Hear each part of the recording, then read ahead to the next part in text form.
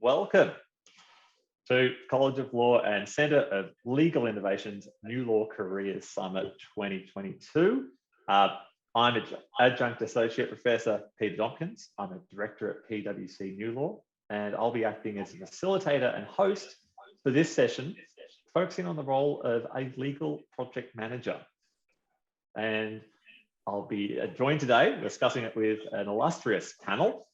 We have, in no particular order, so Liz Fernando, who's Head of Legal Project Management at Allens, Joanne Rees, who's the CEO at Alley Group, Linda Rose Dyer, who's the Head of Legal Project Management and Design at Gilbert and Tobin, and Karen Underwood, Head of Legal Project Management at King & Wood Mallesons. So with that said, let's get into it.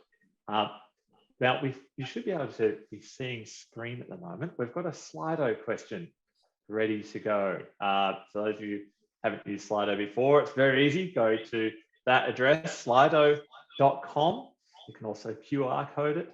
But we've given a little, you ask for a code, it's hashtag LPM, pretty easy.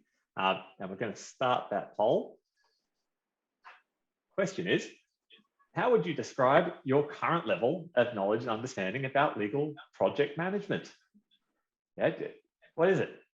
Don't know, still in the dark, want to find out more? Strong response on that. We'll give it a couple of seconds for people to log in and give their answers. You heard a little bit about it, tentatively exploring. Maybe you've already read up on it, know what this is about, want a deep dive.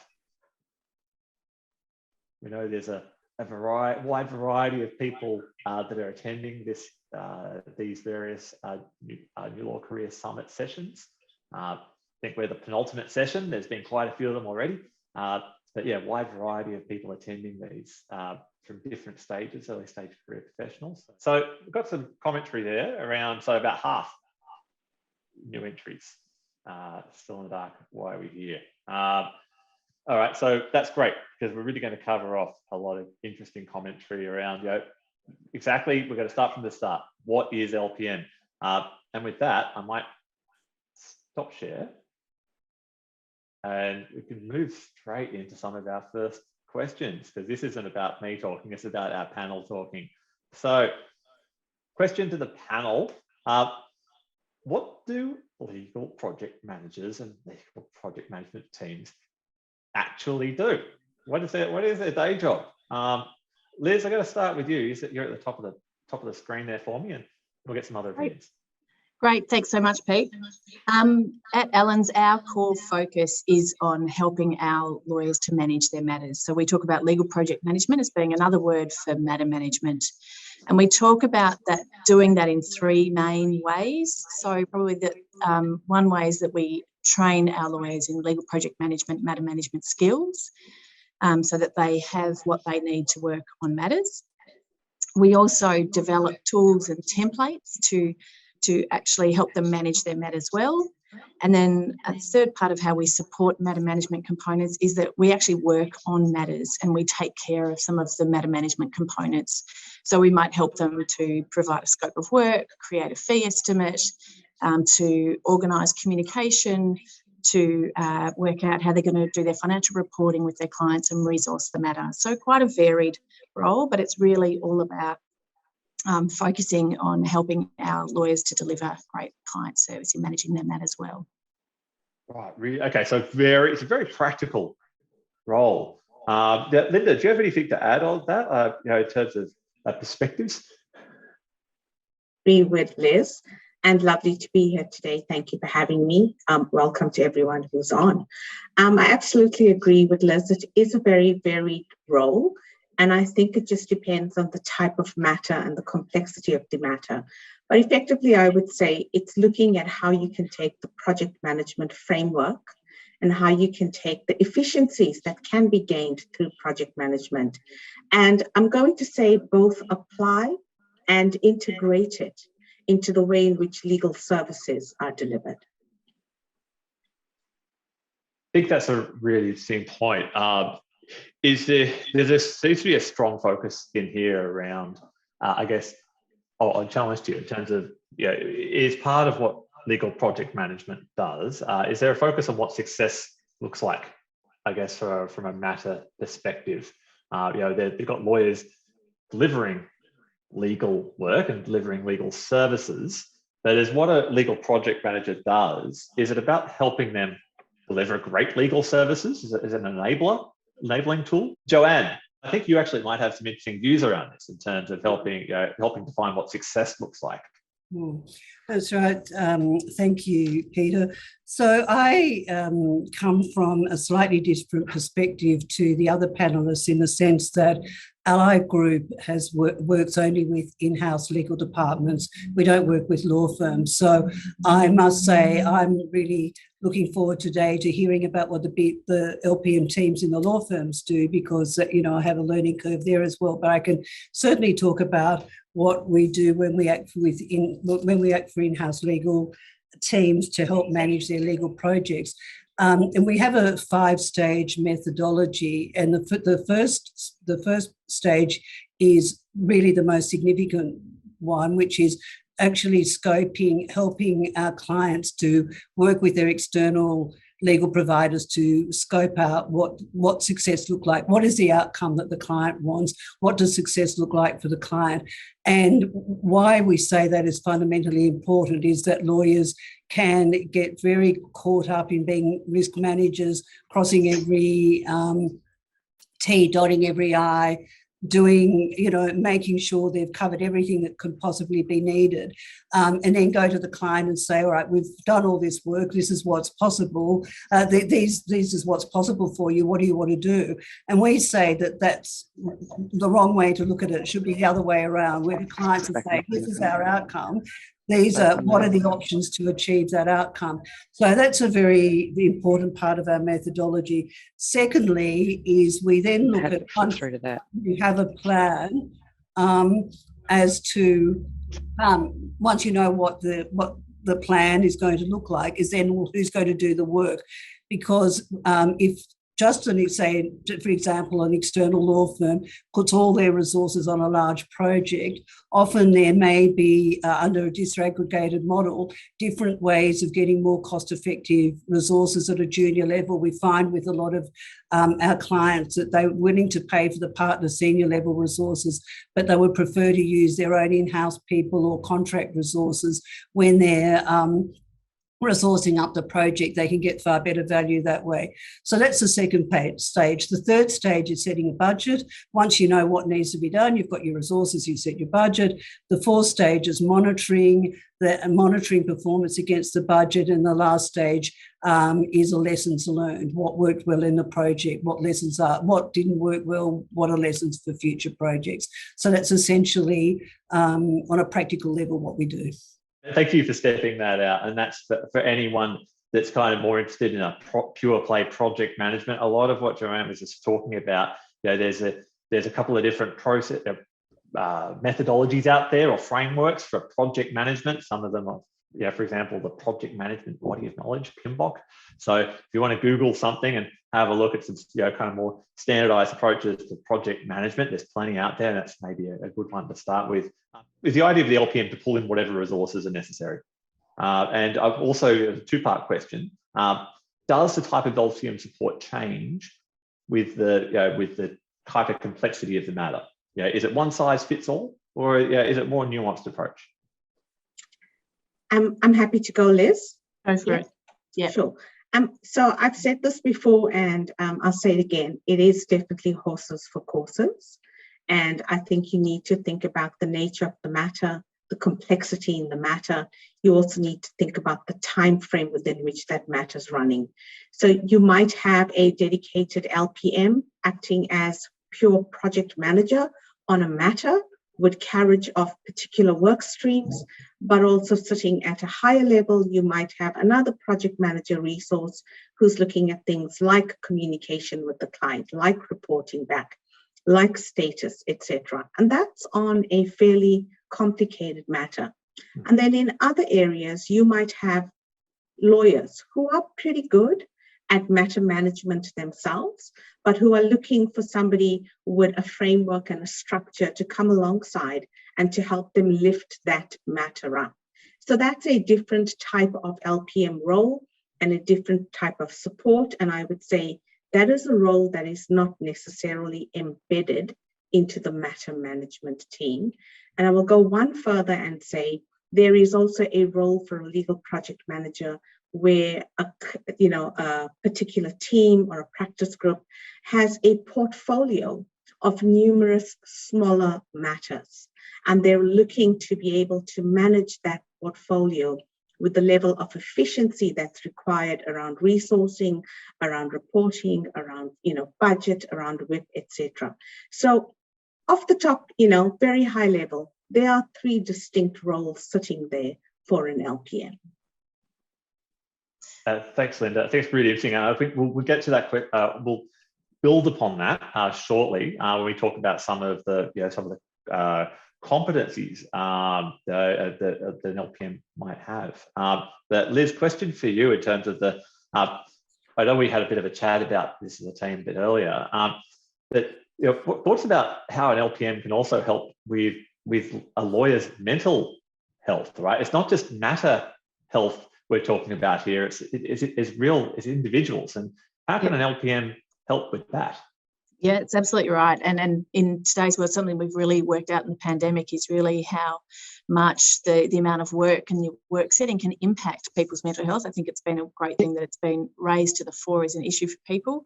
And what we've found we can do, you're working on, we've had huge matters where you might have over 100 different time recorders on that, paralegals, lawyers, partners, etc. And we need to know who can we give the work to and who can't we. So we run utilisation reports and we look at who's working over and above, who needs some time in lieu, who needs to be,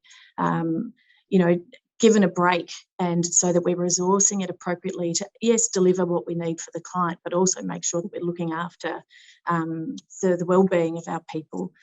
And another role that we also play is you want to make sure, also from a costing perspective, but from an enjoyment perspective, that you've got the right resource for the job at hand. So, you don't want partners doing tasks that a paralegal can do. Client doesn't want to pay that. But the partner's not going to get the enjoyment, and the paralegal is. So it's about finding the right resource for the task as well.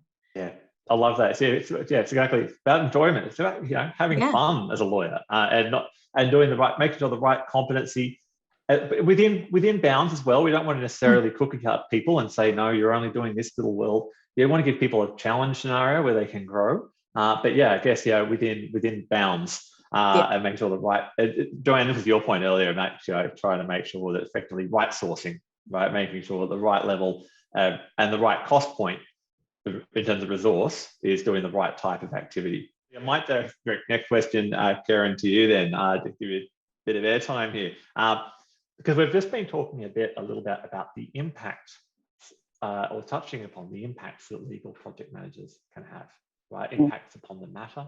Yeah, Linda's set out a really interesting taxonomy of the different types of impacts, different roles an LPM can play. What would you think would be, what impacts does an LPM have around themes around communication, I imagine, and around legal services delivery? And as a 2-part question, so I'm going to give you a bit of airtime here. What were some of the personal drivers for you?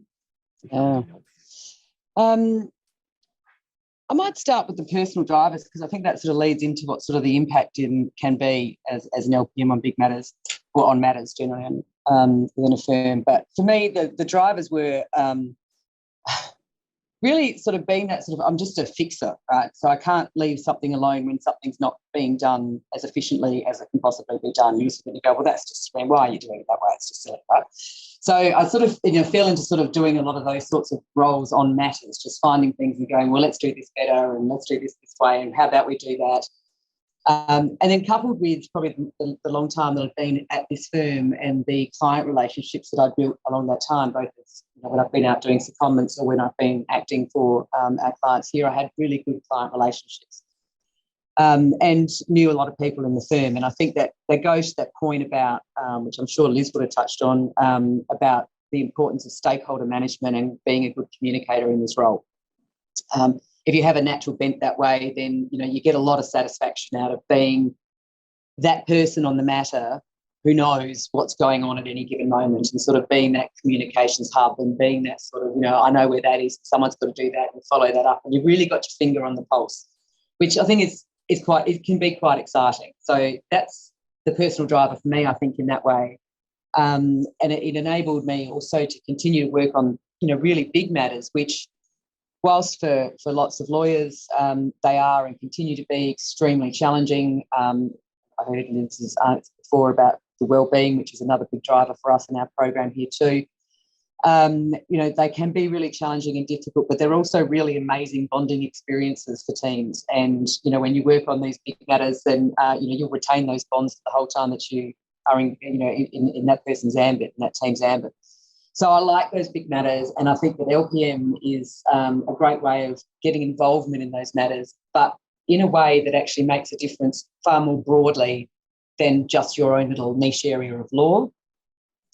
So I think that there is a huge impact that LPMs can have on matters. I think on staff wellbeing, we find for a lot of our big projects, we'll embed our legal project managers with those teams. And that means that they get the opportunity to sort of keep an eye on people. Like they're the ones who are there, who are hearing what's happening and seeing what's happening and observing people and their behaviours and their interactions. And that's a really important part of being on a team and making sure that people are being managed properly. Being on the spot to be able to, head off any crises and be there to be able to catch the balls as they get thrown around. Things don't, it's lovely to imagine that when you do a project plan for a legal matter, things are going to go according to that project plan, but they almost never, ever do. So it's good to be around to catch that. I think the other really important part about the impact that people can have as an LPM is the impact on the client service. So clients really, really love having someone that they can access all the time, and they love to be able to go, oh, could you go and do this? Can you make this happen? Can you get this ready? I don't know what's going on with this. And it's not that they expect you to have the answer, but they know that you're the person that can go and find out the answer for them. And I think clients really appreciate that level of service and communication. And then around also on financial communication, financial management, because that's your job as a project manager. That's a big part of your job, is to focus on that and keep people informed. They get a much better service in that way too, rather than the lawyers trying to do it at the end of the day after they've just put in a big day doing legal work. Yeah, thanks, Karen. That's a great answer. I love it. It's such a dynamic role, right? Being really beating heart of some of these things. Yes. And we've had a couple of questions. Liz, I'm going to throw one to you, and then Joanne, I want to come to you with a bit of a counterpoint, because I know we've got a lot of big law perspectives here. But we'll come to story to you in a moment about how LPM is relevant for not big law. If I'm not in if I'm in an in-house role or I'm in a smaller law firm, is that applicable? But Liz, for you, in terms of the question was, is it difficult to sell the LPM function to lawyers and clients? Which kind of just picks up off what Karen was talking about with the benefits. So there's some apparent benefits. Does it sell itself, or is there still a bit of a sales job required? And how do you go about it? Yeah, I think it really depends on where you're at in your LPM journey within your organisation. And I think within our disputes team, they know the benefits, they've seen the benefits. I don't have much of a sell there.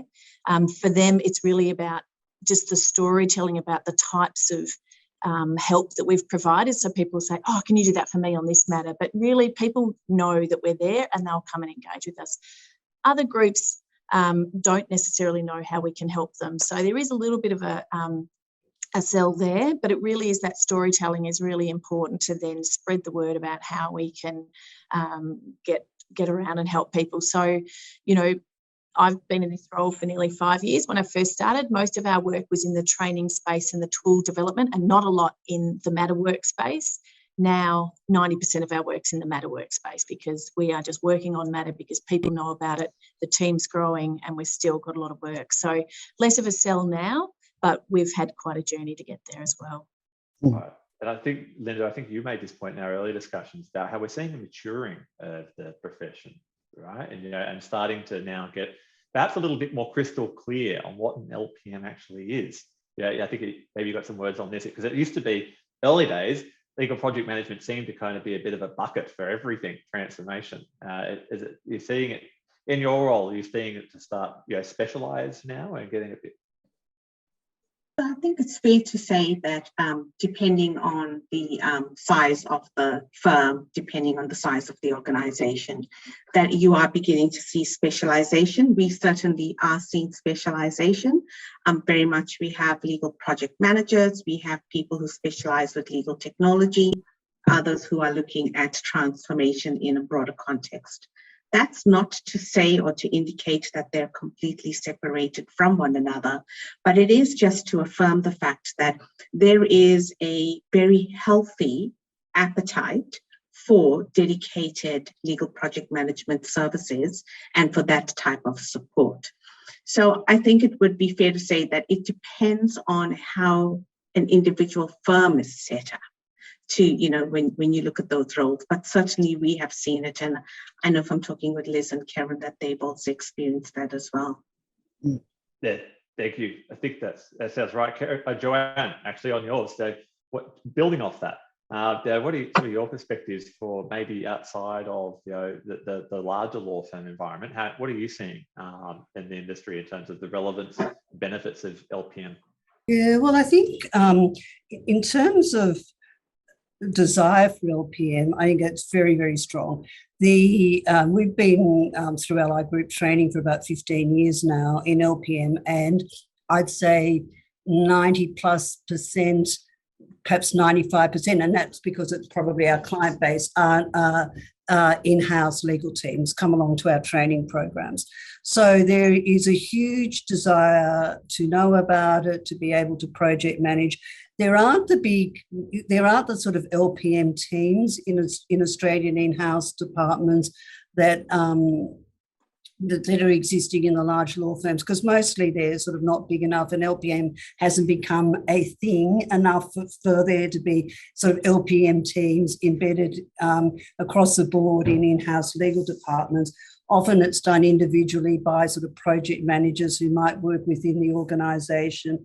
But certainly in individual lawyers who have those skills and talents are through their own really volition and pushing themselves forward, increasingly taking on these roles. But I think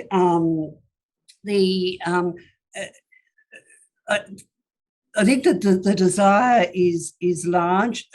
We're hearing all the time people want to know, they want the training, and I think they're understanding that from the in-house legal department perspective, that LPM is not just something you do, but it's a mindset. Mm-hmm. It's a mindset about how do you think, not in terms of process and precedents and timetables, but how do you take a much more holistic view and look at what is the overall picture, develop a plan, and then, you know, action sort of a plan.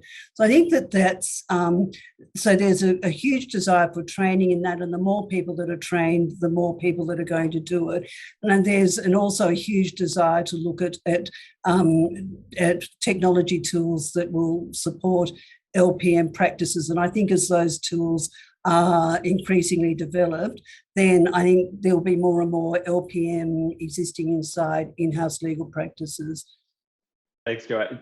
An excellent segue into where I was hoping to take the conversation next, because you're talking about potentially impacts upon ways of working, right? It's not now just the tools, it's getting above that. What are we actually trying to deliver here? Great legal services, and how can LPM help with that? But of course, if we're talking about changing mindset, we're starting to get into the realm of change management. Right? We're not talking about, okay, we just need you to fill in a checklist. Sometimes it's perhaps a bit more involved than that. So Karen, question for yourself, and then we'll probably take this around the houses. So LPM, as I've just made it as an assumption, leading question there, it seems to involve a degree of change management. Would you agree with that? And how do you go about that? No, it's absolutely right. And I think it's the biggest challenge in terms of, you know, setting up and growing an effective function within a firm. But I think it's also impacts the way that we deal directly with our clients. Just picking up from what Joanne was saying, that growing appetite within corporate clients to understand what legal project management is and how it can benefit them, and what they can do to actually promote that also and promote better matter management is a really important part of that whole change management process. In fact, I would even go so far as to say that it's probably the most important, because there is a lot of things that lawyers won't do unless the client actually wants it to be done. So I think that that's a really important point. It is about changing the way people work. It's about teaching a whole new generation of lawyers about a different way of working, and it's trying to break some habits or ways of working that people have settled into over very long and successful careers. And that's really challenging, because I say, well, I've been doing this really successfully for 25 years or 30 years, Kieran, why should I change the way I'm doing it? It's because there is a better way. Just because you've been doing something really well doesn't mean it can't be better.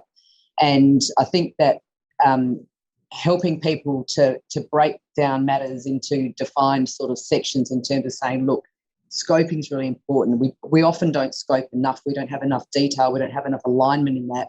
You know what they want, generally speaking, but we don't talk about a lot of the nitty-gritty. Talk about a lot of the nitty-gritty, because that will change things down the line.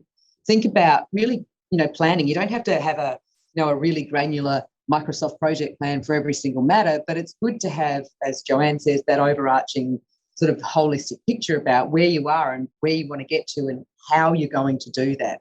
And that right resource in question, which I missed the thrust of, sorry, while I was having my issues, but getting the right resources for the right job at the right time is critical, both for on-time delivery, on-budget delivery, and the enjoyment of the matter and the well-being of the people on it. So, but trying to convince, as I said, successful practitioners that there is a better and different way of doing it is challenging. And like Liz, our experience has been pretty much we've just done it, and where it's worked, that's been the formation of the growing and the appreciation and the sort of open-armed embrace of this role.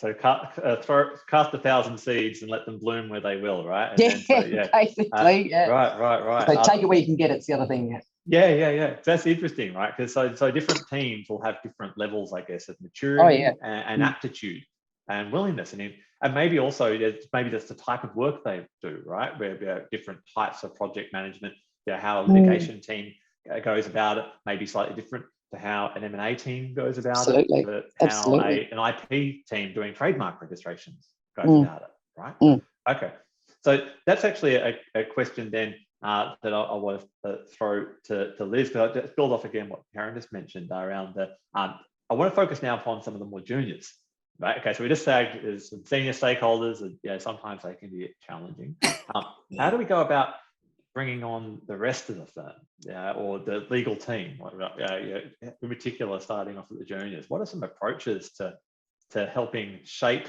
the young minds that are coming in? Yeah, look, I think a really important role for me is to understand how they like to work and get their views on things, because similar to what Karen was saying, if you've got, partners with all this wonderful experience saying this is the way it's always been done, and it doesn't really fit with them and the way they're going to work, well, the law has to evolve, the way we work has to evolve. So it's really great, I think, to get to know them and understand when we're running sessions, design thinking sessions about what we might do to address some of the pain points. Some of the ideas that our more junior lawyers can come up with are fantastic. So I don't find there's a lot of struggle, because there's not a lot of change, if you like. The whole working environment is a bit of change for them. So, but they really embrace and are happy to provide feedback too. So it's about making sure there's a really comfortable environment to question what's going on and the processes that there are, but also a really positive environment for giving feedback. If we've developed a tool or a template and it's rubbish, I want to know that. I'm not going to try and keep forcing it. If there are some tweaks that can be made to make it more accessible and better, then that's a really important thing too. So it is less difficult to engage with the more junior, but it's really about building that future of the firm too and listening to people. I love that. Yeah, it's really living your values there, isn't it? In terms of creating a psychologically safe environment as well, where you actually welcome feedback and welcome continuous improvement as much as a mindset as anything. Yeah, it's brilliant. Linda, have you got anything more to add on that? And I've got a question without notice as well for you, so you can thank me later. But just building on the impact of the changes of ways of working, it strikes me that we are obviously we're in an interesting environment now, with a lot of people working remotely. Certainly we're seeing that in some of the advisory work we do for in-house legal teams. They're now starting to realize that they can't have the luxury of everyone sitting next to them in the same room to plan. It's easy to plan when you've got the person sitting there, but what happens if they're not sitting right there? They're located somewhere else. So how have you and your firm and your clients, how are you dealing with the new hybridity, and how is LPM something that can help in that environment? Absolutely, Peter. I'm going to say, though, a little bit tongue-in-cheek, that horse has bolted, and it bolted with the first lockdown. Ironically, hybrid working pretty much forced an LPM agenda. It forced people to reach out where practice groups or partners might not have engaged as much in the past. Everyone suddenly realized it wasn't just that you were working in different environments. The first lockdown brought home the fact that people sometimes work at different times. So how do I move away from 1,000 emails in my inbox from somebody who might be forced to work a little bit later than another person at night? So how do we as a team collaborate, communicate, understand our deliverables, understand our plans? How do we share that information? And so really, honestly, LPM kind of just, it sounds terrible, but LPM blossomed in that first stage. And I reckon most firms, 2 years in, I reckon most firms, most organizations have now become quite intuitive at the hybrid. I think the way in which we work and the way in which we collaborate, what we've been talking about through LPM for years, lockdown brought that out and really made it easier.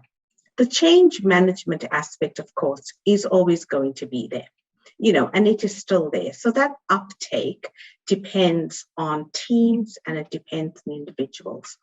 But really all it needs is a good CA or even a good mid who has carriage of a matter and who asks that question, how might we deliver this piece of work collectively in an easier, more efficient or different way? And that comes down again to, and I agree with Joanne about the desire. If you've got that desire to look for a better way, then LPM naturally has a fit alongside the legal technology with where you want to go. Love that. That's a great answer and a quotable quote there, Linda. COVID driving the LPM agenda, or I think I'm paraphrasing you there, but couldn't agree with you more. And it's actually for me a little bit of a segue into where we've had a few questions in the chat, very much around some of the qualifications or competencies that's required to be an LPM. So I'd like to turn the conversation to that area. Joanne, maybe start with yourself in terms of what are your thoughts in terms of do you need to be a lawyer to be a legal project manager? How about we start with that as a big one? Okay. I don't think, well, yes and no. Yes and no. So I think that a lead project manager on any large legal project has to, one of the core requirements is that person has the confidence of both the client or the senior stakeholders. So if you have a client that has, a board and government department and ministers, a number of senior stakeholders, a lead project manager has to have the confidence of all of those people, as well as the external legal team, the counsel, the big law or other law firm that they're using to effectively do their job. So I think I'm not saying it's impossible that someone who's not a lawyer could do that, but it would be a pretty hard ask, I think, because to have that confidence, you really, to get those people's confidence, they need to know you really understand all from each of their perspectives, what they're doing, and that you're on pretty much the same level as them. I remember once there was a large project that I was managing, and I went on leave for 5 weeks once upon a time when we used to travel overseas, and I remember I came back, and the firm I had a senior associate do my role. I was like an acting in-house litigation counsel on this particular project, and I thought I'd come back and they'd say, "Oh, thanks very much. The client would say, we don't need you anymore. This has been great." And the client loved this firm. But when I came back, they said, everyone from the board to CEO said, "Don't you ever go away ever again," because we couldn't understand a word they were saying. But what was really funny was that the law firm said to me, "It'd be a really good idea if you didn't go away again, because the clients would have listened to us and it was all a shambles." So I think that shambles is not the word they use, but like difficult.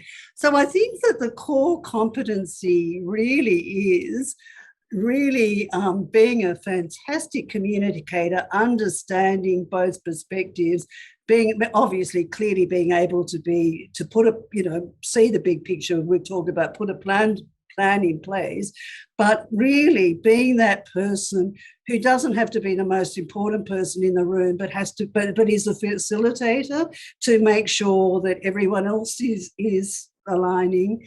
To me, that's at the core of it. And I'll just say one other quick thing, that there are many in-house legal teams I've seen where, and again, I talk about litigation a lot just because I'm a litigator, but where you'll have a department, a particular area with a lot of litigators. Now, you'll get, in my experience, up to 20% of those people love this subject, love to project manage, love to want to know how to do it. And about 80% just could not be less interested. They want to be lawyers, they want to be litigators, they want to go to court. They couldn't care less about all that other side of it. So I think you actually have to have a love of this stuff as well. I don't think you can just say to everyone, you have to be a project manager as well as being a lawyer. I think it's having a love for it, and then having those skills. I think liking people and liking communicating and liking getting outcomes is really at the core of what it's all about. Yeah, thanks, Joanne. There's a lot to unpack there, but it's very much like a shared view in terms of you're effectively a translator sometimes between not just between the clients and the lawyers, but sometimes between the lawyers and other parts of the business as well. Translators are good. Karen, I'll throw to you. Any sort of additional thoughts on this? And I want to go around the houses on this one because it's quite a big topic, right? In terms of your own experiences. Yeah, it is a big topic.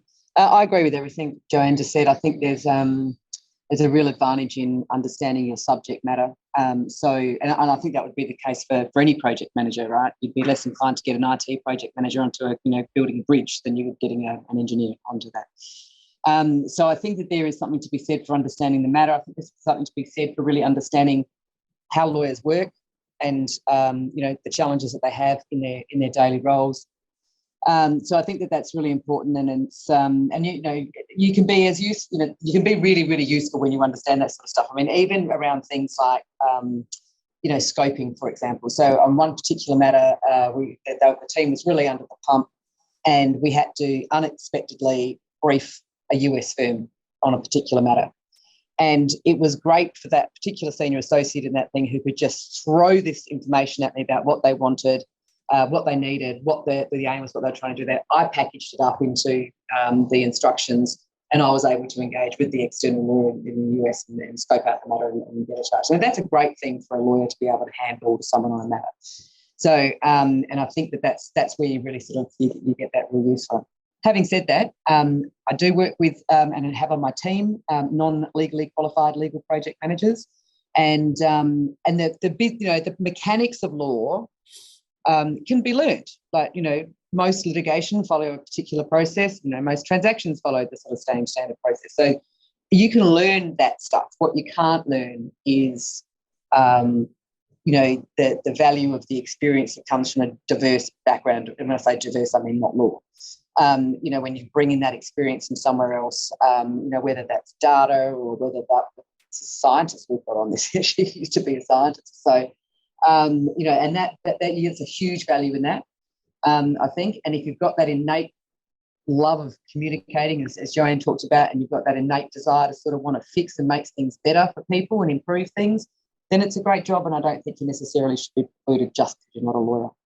Interesting. And I'm going to, Linda, I'll throw to you in a moment in terms of, because in your job title, it's actually not just project management, right? So I know you're going to have a very informed view around the diversity aspect.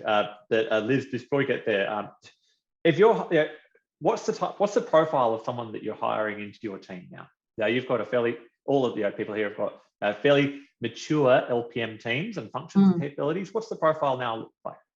Yeah, it's really interesting because I think initially when we were just trying to sell the service that we could provide, we needed someone that was comfortable to speak to partners, and probably more so someone that partners were happy to listen to. So there really did start to be the ex-lawyers coming through. But as we talked about before, the variety of the roles and the tasks that we perform, there's a lot more scope for different backgrounds. And so in my team, I've got a mix of people from practice background and from different, so corporate, litigation, regulatory backgrounds. I've got people from paralegal background. I've got someone from a secretarial background and who's been at the firm. And so her knowledge of our billing system and the problems there and how we can improve efficiencies there is fantastic. I've had people with a marketing background who, again, worked in the firm, know the legal industry and can bring that in. And also business analysts. So with the increase in needing to understand and use data, it's great to have people with varied skills. So really it's about looking at my team and seeing what skill sets I've got and then what the projects might be to match that, what people's interest is. If someone said they weren't interested in tech, I'd probably sort of think maybe you're not going to fit in, but I'd say that about a lawyer as well, if I was having to employ a grad. So I think that's just where we're all evolving to as well. So I think there's lots of different skill sets, but there are some basic ones, and the communication, the organisation, lots of things that others have spoken about are really important too. Yeah, and Linda, your thoughts, and equally, if you could maybe build on it, so just kind of cover two birds in one stone here. I've had just one of the other questions coming out. I was asking basically what's a typical day of an LPM look like? Maybe as a kind of a flow on from the who have you got in your team and some of the diverse capabilities, then what are they actually doing? First part. Cool. So let's go with the first part, and Peter, with a little bit of your permission, I've noticed that there's a bit of a question coming up in the chat function around qualifications. So if it's okay, I'm just going to blend that into my answer. Please do. So in terms of, the profile and what makes a good LPM, I pretty much agree with everything that's gone before me. I do think something that's equally important is what I would call emotional intelligence, and that ability to understand and to come alongside people, to understand why they work the way in which they do work. So I read a lot and I hear a lot about people, I'm going to say, kind of talking about lawyers being a particular way and working in a particular way. And honestly, a lot of that is true. And this is where that emotional intelligence and the design thinking lens and the focus on the user and client centricity comes along. Because inherently, as a legal project manager, you have two clients. The lawyers that you are actually working with you are your clients. They're your primary clients to some extent in the way in which you work with them in the immediate. And then you've got the actual client, the organization that you're doing that particular matter for. And as the LPM, you can sometimes see perhaps a disconnect, but you need to work with the lawyers to understand why they work the way they work and to ask yourself the question, how might you help them to work better? So with that in mind, I'm going to say that totally agree with what, Karen and Liz have been saying. Generally when this started off, and I think most of us, we became what I call accidental legal project managers back when this thing was an accident and not a thing as a career. So, and we stumbled into it from having been lawyers, but as Karen said, we liked fixing problems. We wanted to see, how could you make this work and make it work better?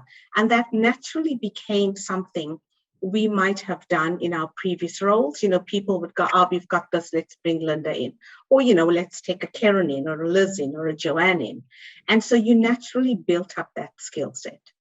So I think having experience, having proven experience in whether you formally had the title of project manager or not is a real advantage, more than just the desire or the belief that you're a fixer. Because believing you're a fixer and being able to execute on it in a particular way with efficiency is a different requirement. I'm going to say if you can and if you have a project management qualification, and if you've got some experience where you've actually managed projects, even if they were not in the legal field or legal environment, that is an added benefit and an added bonus. Experience is not enough. You do need to look at the qualifications. You do need to understand the frameworks. And those have moved. When I started off, I had a Prince 2, but Peter, as you know, I also have Agile project management and I have Agile coaching. And very much that's where my design thinking and my lean background has come into it. So today's legal project manager doesn't just have experience or isn't just a lawyer. There's the design thinking, there's the Agile project management, there's the continuous improvement. And without realizing it, you are blending and mixing the different skills, the different frameworks, the experience. There's different tools and different techniques. So that's an ideal world. Do you have to have all of it to get started? No, but it's good to know what's on the horizon and what are the different things you can leverage to help you deliver efficiency. So in terms of how we hire, we have people who are lawyers who've become legal project managers, but I also have an amazing project manager who has no legal qualification, no legal background, but has come in with great emotional intelligence and an understanding of, I need to work with this client group in a particular way. Let me understand, why do they work in this way? And I think that's just as important as anything else. Yeah, thank you. Very rich answer there. And to maybe summarize, draw together some of the themes as I'm hearing them, suggesting that if you're starting off with, or if your organization, your department, your firm doesn't have an established LPM capability already, you are the LPM team, then it probably helps if you're already got a few runs on the board as a lawyer, and that you can talk to the senior stakeholders to win them over, and so you can better articulate what you're trying to do and you can start adding value quickly.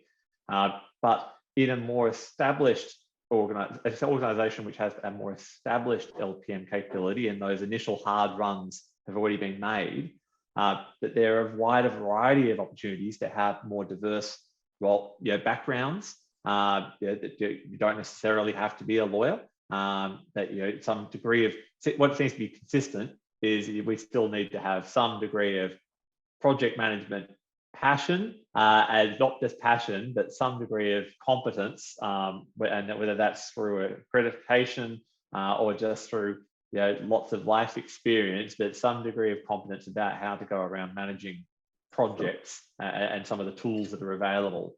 Would that be a fair summary? I don't want to put words in the panel's mouth. Does that sound about right? Absolutely. Covered the field. Lovely.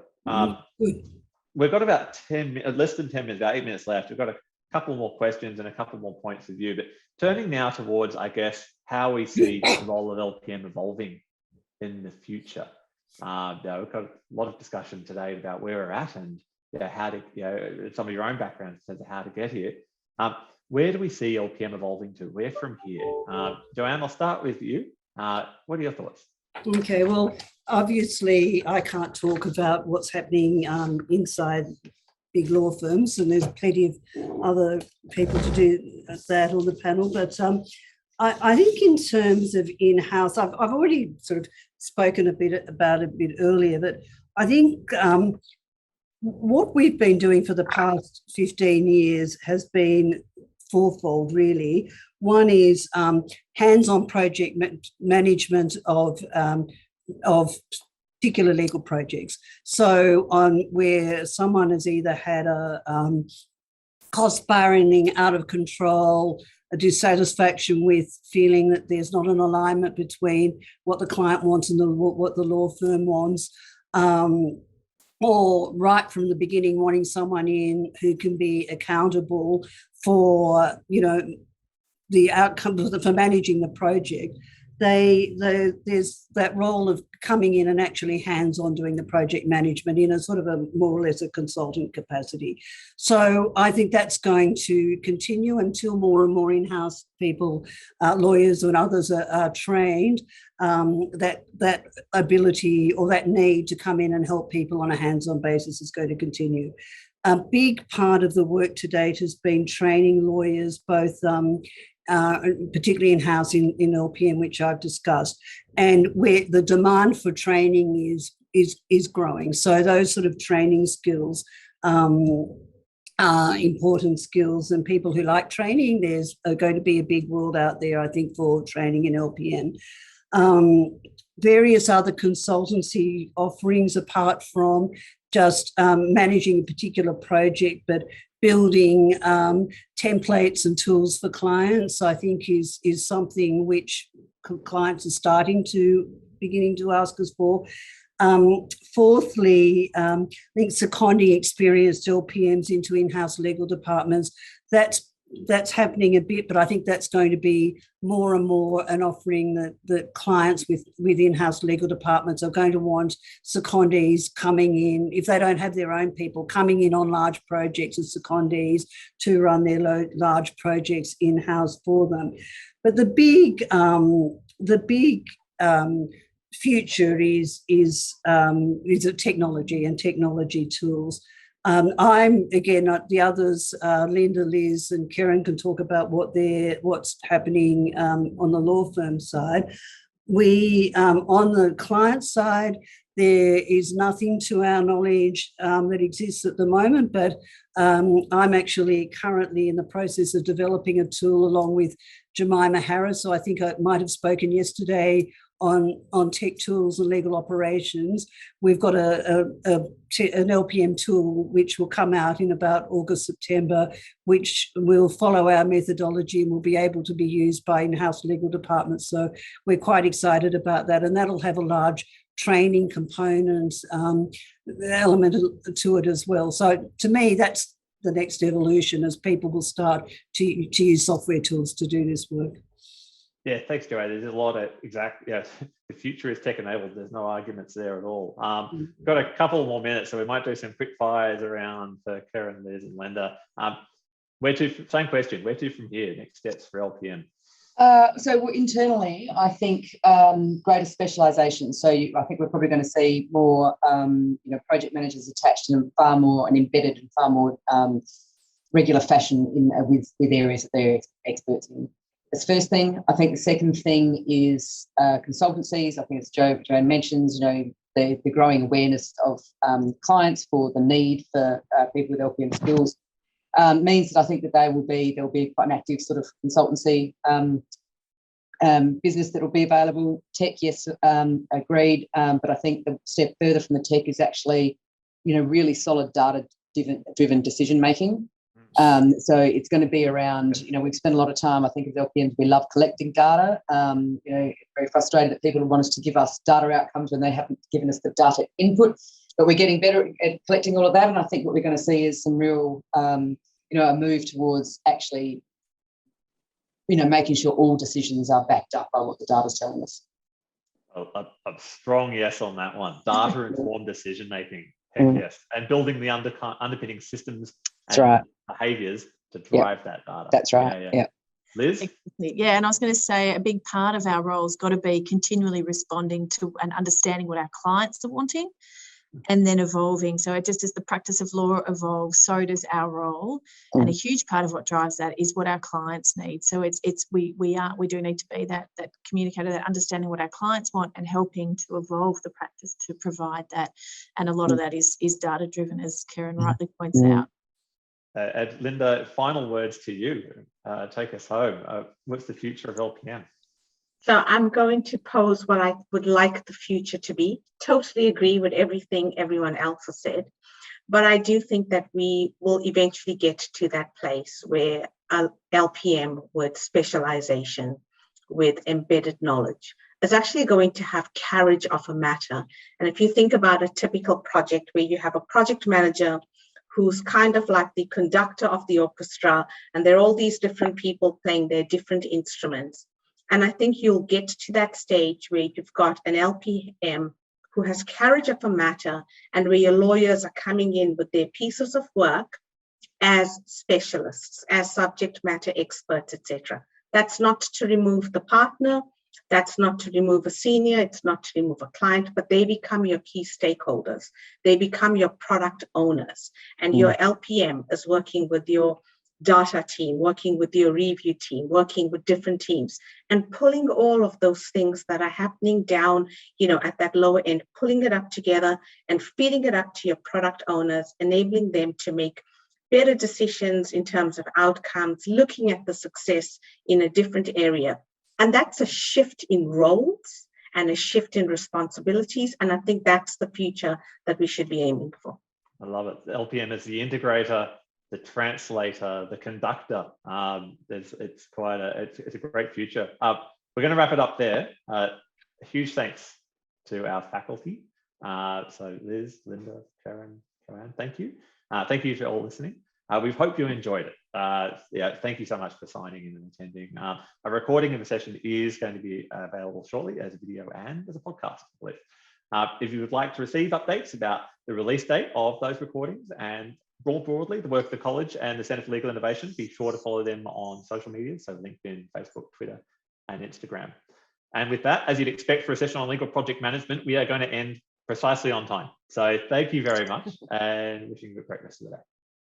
Thank you all. Thank you. Thank you. Bye.